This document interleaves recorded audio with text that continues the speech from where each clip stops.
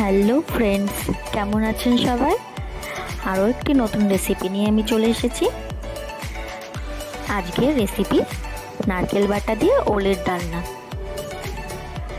এই ওলের ডালনার জন্য প্রথমেই আমি গ্যাসের মধ্যে গরম জল বসিয়ে তাতে 1 চামচ লবণ দিয়ে নিয়ে কেটে রাখা ওলের টুকরোগুলোকে দিয়ে নিয়ে খুব ভালোভাবে সেদ্ধ করে নেব।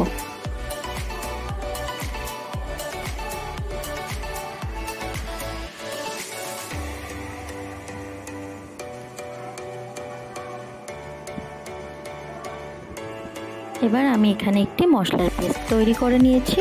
এর মধ্যে আছে টমেটো, জিরে, কাঁচা লঙ্কা, আদা, আর এখানে নিয়ে নিয়েছি নারকেল বাটা। এবার গ্যাসের মধ্যে কড়াই বসিয়ে তাতে সাদা তেল দিয়ে নিয়ে তেলটা খুব ভালোভাবে গরম হয়ে এলে তাতে আমি দিয়ে দিলাম কেটে রাখা আলুর টুকরোগুলো। আলুর টুকরোগুলো দিয়ে তাতে হলুদ গুঁড়ো আর লবণ দিয়ে খুব ভালোভাবে আমি আলুগুলোকে ভেজে তুলে নেব।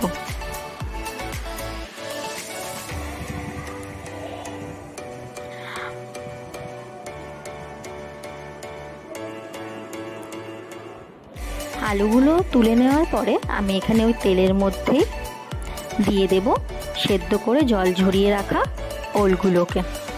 ওলগুলোকে দিয়ে একটু নাড়াচাড়া করে নিয়ে আমি এতে দেব 1 চামচ হলুদ গুঁড়ো দিয়ে নিয়ে আমি ওলগুলোকে খুব ভালোভাবে ভেজে তুলে নেব।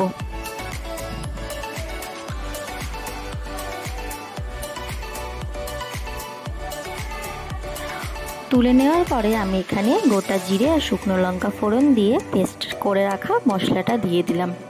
মশলাটা একটু ফুটে ওঠার পরেই আমি এখানে দিয়ে দিলাম হলুদ গুঁড়ো, ধনে গুঁড়ো, লঙ্কা গুঁড়ো আর স্বাদ মতো লবণ।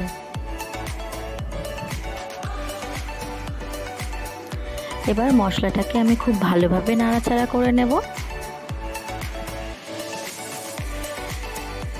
মশলা থেকে তেল ছেড়ে আসার পরেই আমি এখানে দিয়ে দেব আমার ভেজে রাখা আলু আর ওলটা।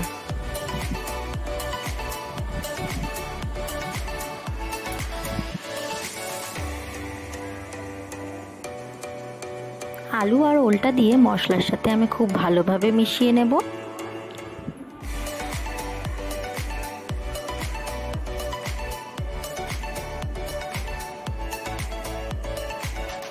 খুব ভালোভাবে দেখুন আমি এটা কষিয়ে নিয়েছি। এরপরে আমি এখানে দিয়ে দেব বেটে রাখা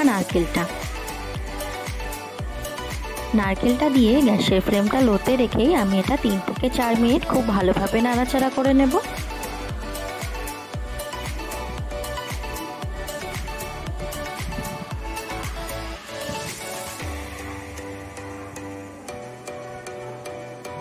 খুব ভালোভাবে নাড়াচাড়া করে নেওয়ার পরে আমি এখানে দিয়ে দেব সামান্য পরিমাণে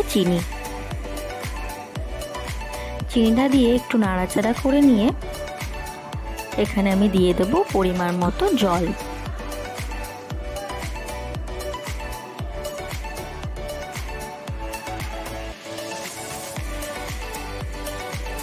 জলটা দিয়ে নিয়ে আমি একটু নাড়িয়ে নেওয়ার পরে জলটা যখন খুব ভালোভাবে ফুটে উঠবে তখন আমি গ্যাসের ফ্লেমটা লো টু মিডিয়ামে রেখে 10 মিনিটের জন্য এটি ঢাকা দিয়ে রাখবো।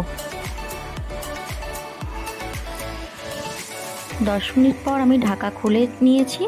এরপর আমি দেখে নিচ্ছি আমার আলু আর ওলগুলো সেদ্ধ হয়ে গেছে কিনা। আমার আলু দেখুন আর ওলটা খুব ভালোভাবে সেদ্ধ হয়ে গেছে।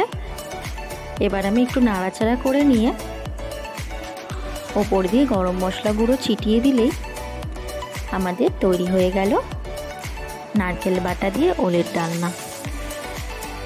আজকের ভিডিওটা যদি ভালো লাগে তাহলে চ্যানেলটা সাবস্ক্রাইব করে দেবেন আর লাইক কমেন্ট করে দেবেন। বাই।